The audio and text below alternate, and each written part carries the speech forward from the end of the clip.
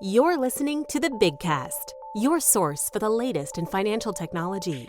Brought to you weekly by the Best Innovation Group, with your hosts, John Best and Glenn Sarvati.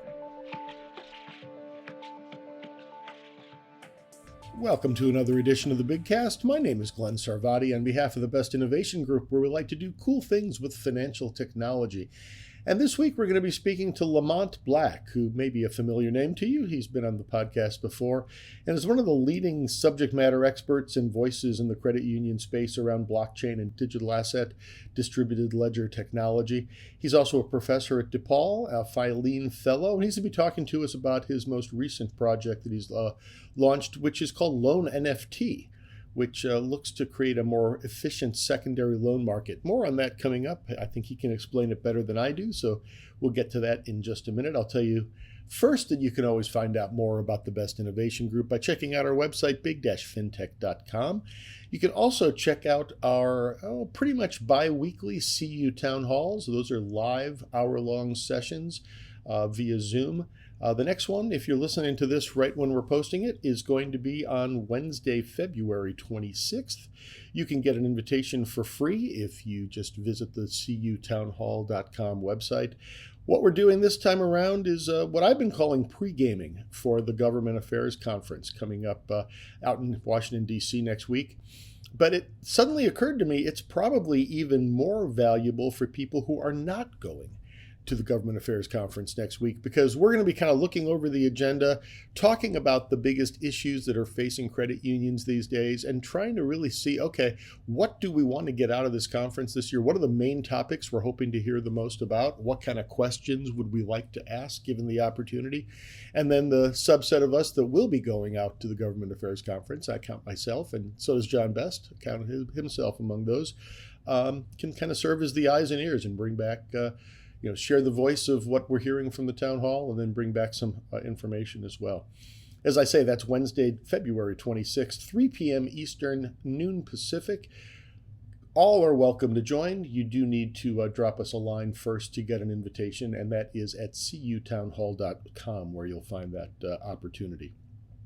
Couple of pieces of news before we jump into the interview. You may have seen this already. I found it pretty interesting. The Zelle payment, the P2P payment system, hit the 1 trillion mark in terms of total payments transmitted during calendar year 2024. That is an impressive and a very big number. According to them, and this is a direct quote from their press release, it is the most ever that's been sent by a P2P service in a single year, which is not hard to believe because it's a pretty darn big number. And especially if it's the leading way of P2P payments within the U.S., which obviously is the biggest market as well. Well, I guess I shouldn't say that. China may be bigger. But anyway, Zelle's hit the trillion mark. In terms of the number of transactions, that's also an all-time high, 3.6 billion with a B. The press release really plays up the 500 million small business transactions on the platform, with small business on either end of the transaction, either as a sender or a recipient of the payment. That is good. It doesn't strike me as quite as exciting as they made it out to be. That's still less than 1 in every 7 transactions on the network. And at this stage of the game, I can tell you the primary reason I use Zelle, my most regular transactions, and I'd say probably 60-70% of mine, are with small businesses paying for services. So I'm a little bit surprised that number wasn't higher, quite frankly, but so be it. So at the same time that they hit the 1 trillion mark, going in the other direction, kind of a speed bump on the road, started seeing some of this online, people reporting it without quite as much information. And I thought it was an overall Zelle kind of restriction, but it appears to be specific to Chase, it turns out. Chase is now restricting the use of Zelle for any transactions, and this is kind of an unclear definition to me, transactions tied to social media. I don't exactly know how they're defining that or how they're flagging transactions as potentially suspicious, but they may slow down transactions, they may actually decline transactions, and they may actually restrict people's ability to use Zelle if they find that they answer some of these questions less than truthfully about who they're paying. That's pretty interesting, and it's not a coincidence that the CFPB filed a lawsuit against what well I'll call the big three: Chase, Bank of America, and Wells, who I have to assume, although I haven't seen this in writing, are the three biggest volume generators for Zelle, because of the fact that they felt they were not putting sufficient safeguards in place to protect users against fraudulent transactions, authorized push payment fraud, as they call it. So this is Chase's approach. I applaud them for doing it. It's going to be interesting to see what kind of reaction. This strikes me as one of those eat your vegetables situations where they're looking to protect people, and maybe people don't necessarily want to be protected and have more hoops to jump through. But again, thinking about it from Chase's perspective, when something goes wrong, we know who they call and you know who they blame. But if you go right back to the beginning, they've really, I've noticed, really played up. And this is on the Zelle website, not just Chase. The idea of Zelle being a solution for paying quote unquote friends and family. That language seems to be increasingly prominent on the website. I know they used to use the phrase, the best way to pay people you know. But these days in the world of social media, I think maybe people you know may not be quite as precise a term as they may be looking for on this one. So I'm going to be watching that one because I think that's going to be interesting to see what kind of, they've gotten blowback in one direction. Now they're trying to do something about it. I'll be curious to see what kind of blowback they get about the added friction. As I've said before, friction ain't all bad, guys. It's every once in a while. I think there's good reason for friction out there. Along with Zelle, there was year-end data volume statistics released by RTP from the clearinghouse, from FedNow, and particularly in my mind, the most interesting one of the bunch was same-day ACH. With all the talk about real-time payments and instant payments going on, same day is fast, not quite as fast as the others, and they happen to be running the most, in my mind, impressive numbers, both in terms of sheer volume and the growth rates, despite working off a higher base, continue to be very, very strong. I'm going to put together a blog on that one, kind of comparing, contrasting, and kind of just highlighting some of the interesting stuff. Also, Bank of America put out some data around digital interactions as well that, again, shows the trend toward online and mobile banking. If you take a look at the show notes within the podcast, I'll provide a link so you can take a look at that blog if you are so inclined. On to our conversation with Lamont Black. As I say, he's very active in this space. He is a Filene Fellow. This is a project he's been working on for some time that is kind of going into the next generation of, it's probably at the minimum viable product stage, I would probably put it at right now. But certainly proof of concept is completed, and now we're looking forward. With no further ado, my conversation with Lamont Black. I'm here with a man with a lot of titles. Lamont Black, you may be familiar with him. He's been a presence at a lot of credit union events as one of the industry's leading experts in how blockchain can be applied. Lamont's a Filene Fellow, a professor at DePaul University, and recently now the founder and CEO of Wide Open Ventures, which I guess is where you're housing the Loan NFT project that we're here to talk about. Thanks for taking the time, Lamont. Thank you, Glenn. It's great to be here.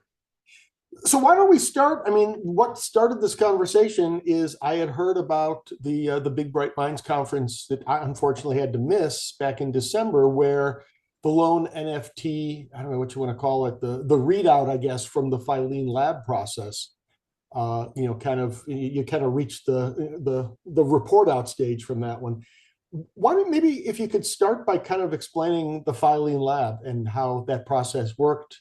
I think you're kind of a first timer from the standpoint that as a Filene Fellow, as one of the academics engaged with Filene, you also kind of crossed the chasm into being a developer of one of these solutions too.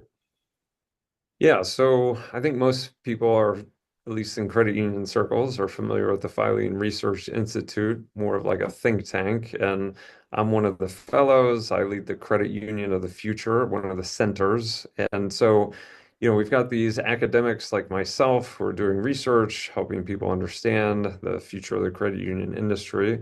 But the Filene Lab is a part of the Filene Research Institute that's more focused on testing new ideas, and it's really bringing together credit unions and fintechs to experiment with some new solutions. And so I hosted the Filing Lab Summit back in 2003 here at DePaul University, and it was such an amazing group of people. A lot of them are like chief innovation officers, folks like that.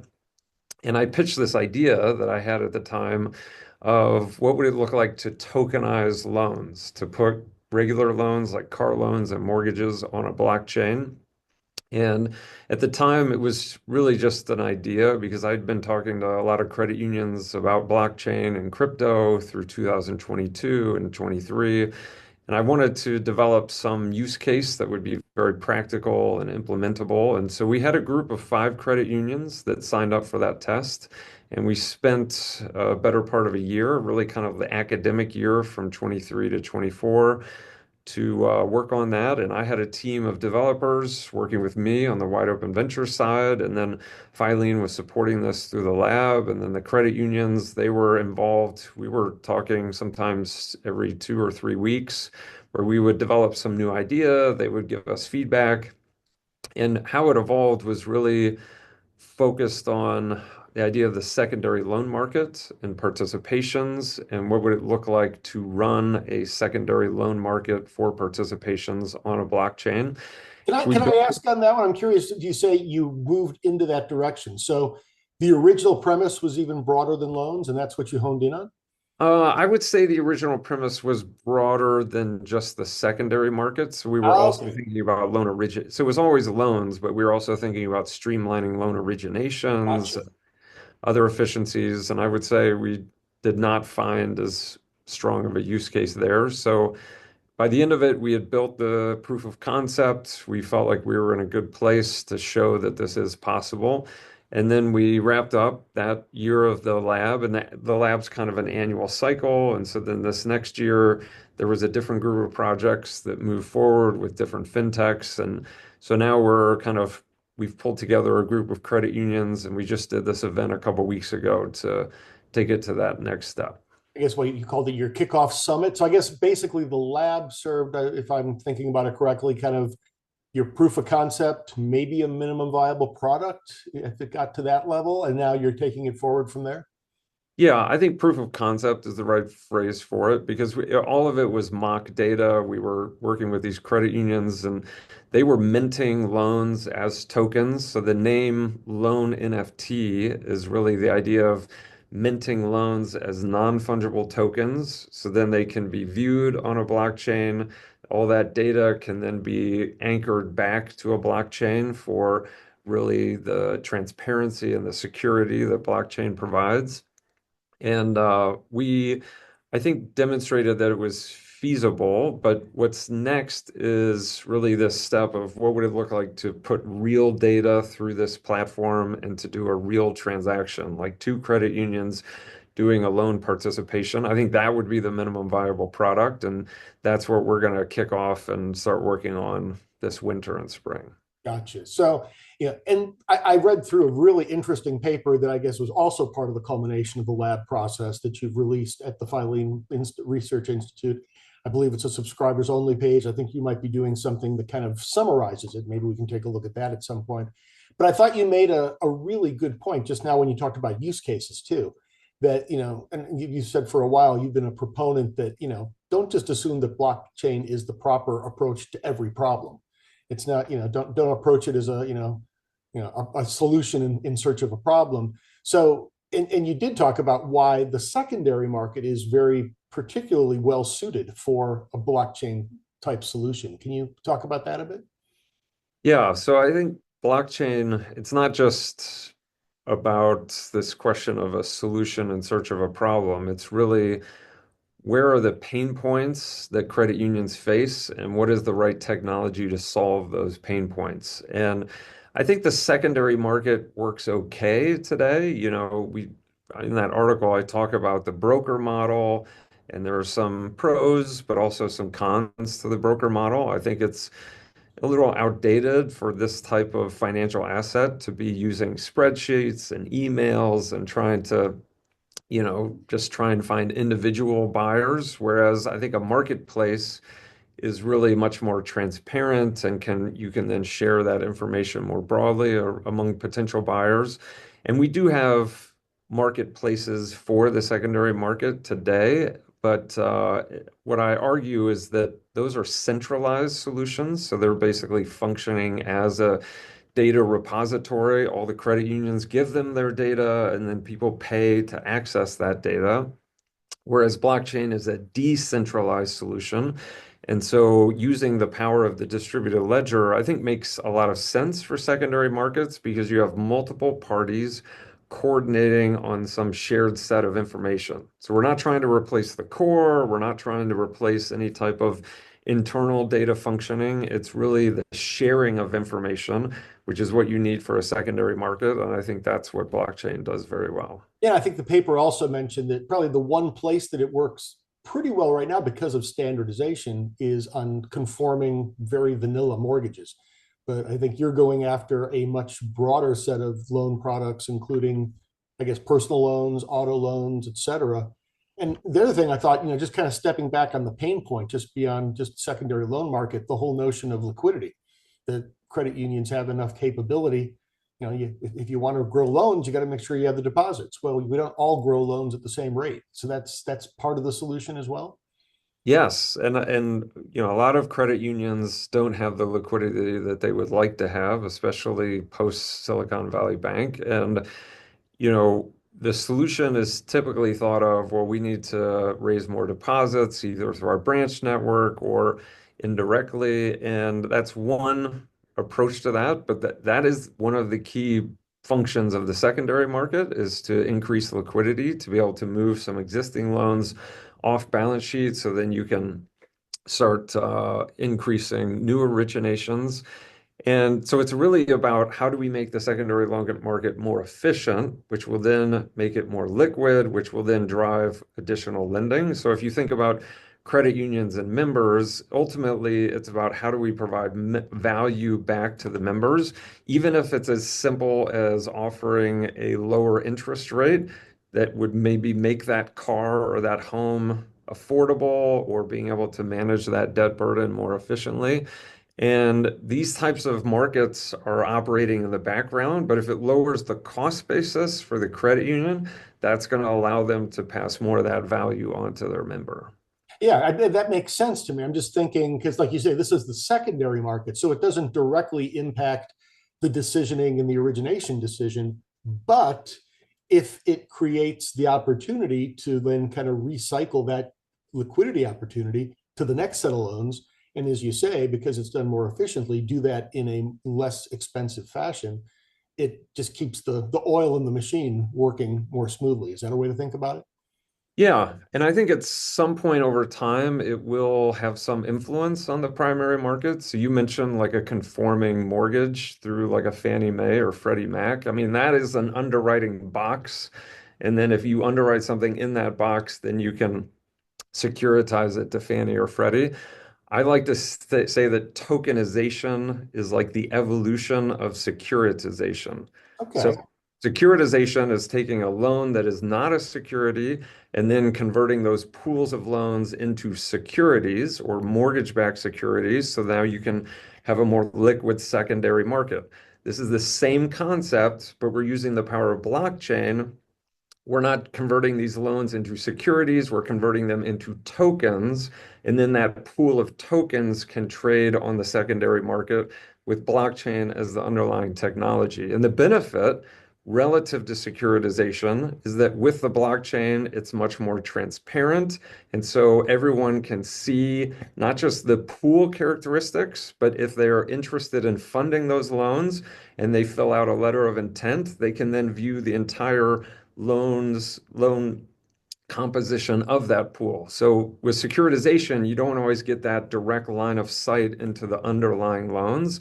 Whereas here, there's no spreadsheets, there's no emails, there's no back and forth. It's that shared distributed ledger that provides that resource. Having lived through the Great Recession and all that kind of noise in 2008, that sounds pretty appealing to have that added transparency. Yes. So if, again, just kind of make it as real as possible, I'm just thinking, so this will be a consortium, presumably of credit unions, may or may not be owners of the operation, but they will be participants, I guess. So once a credit union gets involved, they may put loans up for participation and for, for someone else to buy a portion. They may also be shopping for loans, depending if they have excess deposits. And I guess, would you picture that in many cases they'll be doing both? Yeah, it really depends on their business model and their economic needs at the time. Some credit unions tend to be more so buyers, some are more sellers, or if you think about it as like originators, some of them are more funders. And so Colin Boone used a great analogy at the summit. He said, hey, it's like we're building a store and then we want to facilitate this shopping experience. And so it's depending on it's like a two-sided market. Some people Mm-hmm. are bringing their loans to the market. Some people are looking for loans to fund. And yeah, we're going to start with the credit unions who've been part of the project. They're also kind of our advisors as we develop this. One benefit is there's not a real need for critical mass because as long as it's providing value to the users of this network, you don't have to grow it at some massive scale overnight. And so I think we're going to gradually add credit unions over time who are interested in what you can do with this technology. And then the goal over 2025 is to think about how do we bring this to market once we've got that minimum viable product. So when someone puts these loans out there, do they put them in as a bundle, or are you making a decision on a loan by loan basis if you're looking to buy? What's the kind of the mechanics of that? Yeah, most of the way this market works is like a pool. So, I mean, it could be hundreds, it could be thousands of loans. And so credit unions are typically putting a pool out for the opportunity for someone else to fund those loans. But then we also have like a sort and filter, all those types of functions. And so if some credit union is interested in a particular FICO band for their personal, credit risk reasons, they can fund some part of that pool. So it'll function very similarly to a lot of the existing marketplaces. It's just this ability to be more transparent and lower cost. And so we're not necessarily reinventing the wheel. It's just using a different infrastructure underneath it, which we think will then facilitate this type of transaction more easily. And when I think about buyers and sellers, it also occurs to me if you want to keep a diversified portfolio, one credit union might come to the table saying, I've got all the mortgages I need, but I'd like to maybe have some more auto loans on my books or personal loans or something like that. So you could be a buyer of one sort and a seller of the other to try to balance things out. Is that a logical scenario? For sure. Yeah. I think a lot of the credit unions use these types of markets for portfolio reallocation. They either have too much concentration or they want to add some other piece. And one thing we're excited about is, there are existing secondary markets for auto loans, for mortgages. But if we can continue to lower that cost basis for these markets, we might even be able to introduce new secondary markets that don't even exist. For instance, for small personal consumer loans, like unsecured loans. And so to the extent that credit unions are trying to lend to part of their member base in areas that do not get that support from secondary markets, if we can provide that low-cost way to facilitate loan reallocation, we think we could actually support the credit union mission of lending to some of these underserved communities, because now if there's a secondary market for those loans, that's going to make that much more cost effective for the credit union. So I guess you'd say that, I guess it was 2 weeks ago now, you kicked off what I suppose would be called kind of phase two with your summit kickoff. Any particular outcomes of that you got a group of people in a room that already understood the general premise and now kind of came up with a go forward plan? I think I heard you might be going down a QSO path is kind of the working assumption. Yeah, I would say that the two key outcomes are really moving towards a real transaction. So using live data from a credit union originator to then a funder and facilitating a transaction with real loans. That's what we're working on this winter and spring. And then the second key outcome is moving towards, bringing this to market. What would it look like to expand capacity and add more credit unions? And we had an incredible gathering, as I said a couple weeks ago in Chicago. We had a group of credit unions. We've also got a number of key advisors who have been very helpful in this process. And so as we are working with them, I think we will continue to move forward in this like phase two of the project. One of the questions that came up in terms of going to market is, are we talking about a QSO or a non-QSO? At this point, I would say we are leaning towards a QSO because this really is designed to serve the credit union industry. And we will decide at some point how and when to raise the funding in order to grow the operation. That's kind of where this is headed once we can demonstrate not just that the proof of concept works, but we've got the minimum viable product. And then I think we'll start to onboard more users over time. Well, it's interesting you've got the funding to go that far already. I mean, obviously you had the support of the Filene Lab for that first phase, but I guess you've got the developers on staff and you're able to kind of plow forward without a formal funding round even at this stage. Yeah, we've talked about doing some kind of initial research seed funding.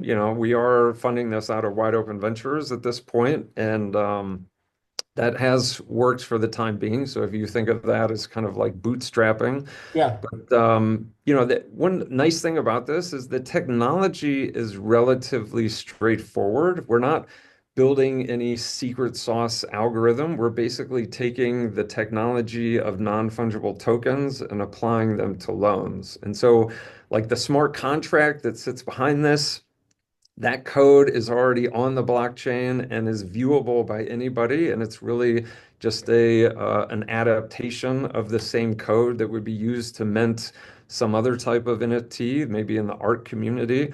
But if you think about a loan as data, and then how do we tokenize that data? That's what we're doing. And so this isn't rocket science. And that's really the beauty of the project is I think the technology and infrastructure is quite straightforward.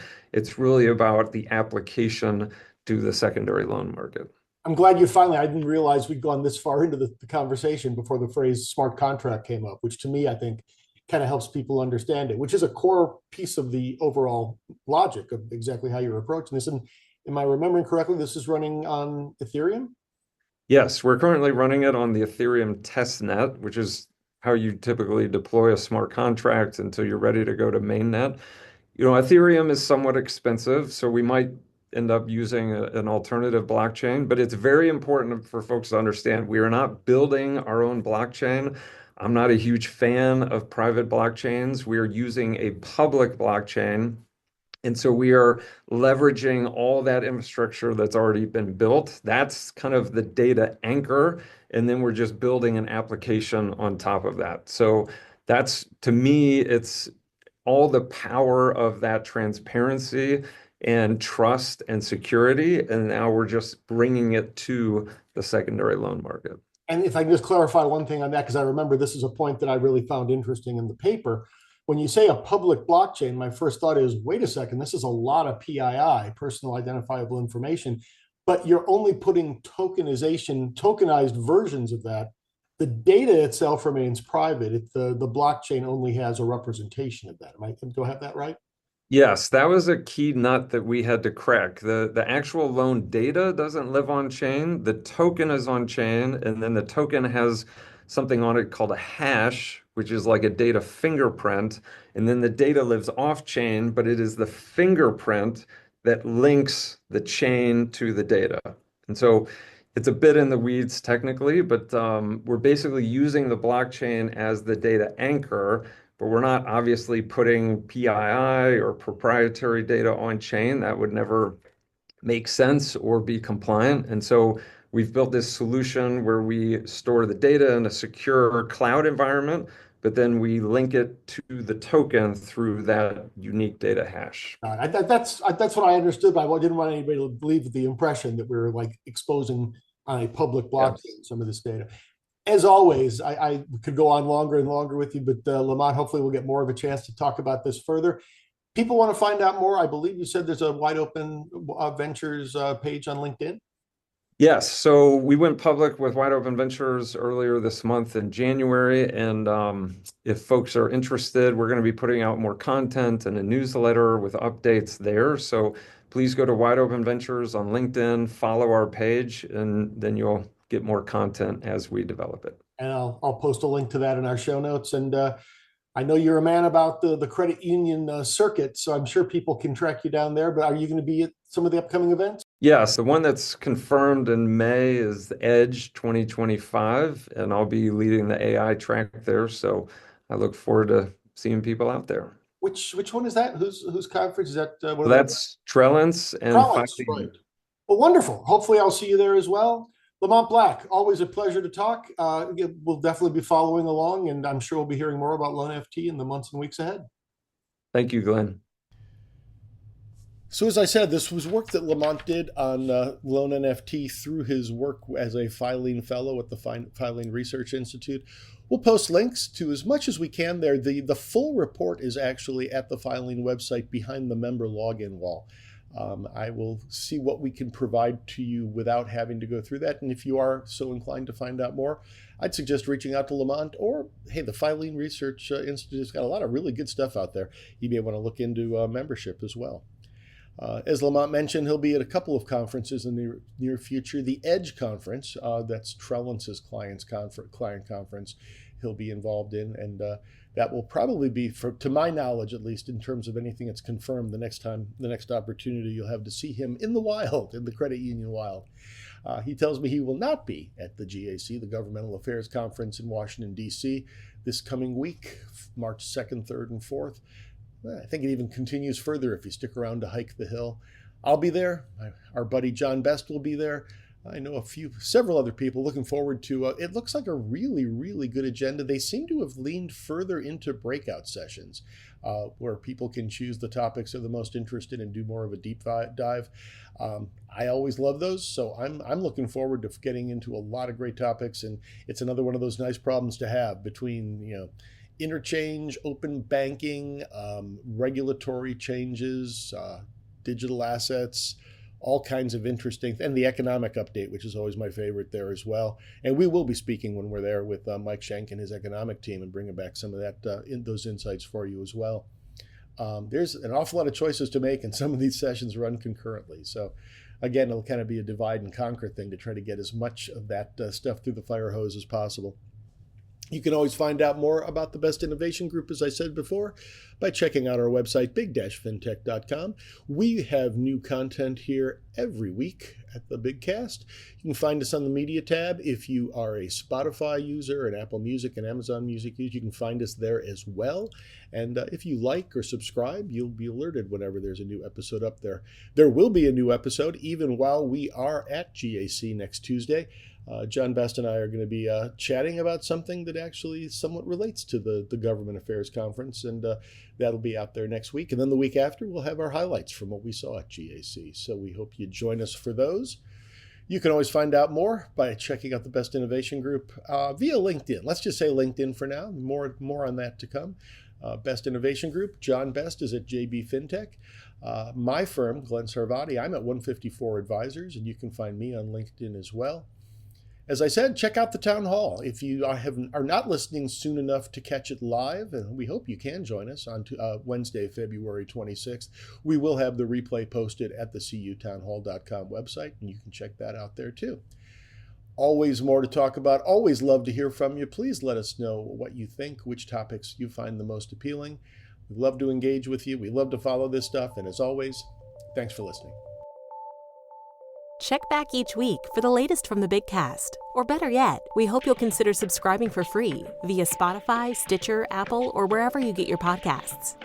If you have questions or comments, we'd love to hear from you. Tweet us at Big FinTech. Email info@big-fintech.com. Or visit us at big-fintech.com and click on the Media tab, where you can post a comment or check out our archive of hundreds of past episodes. See you next week.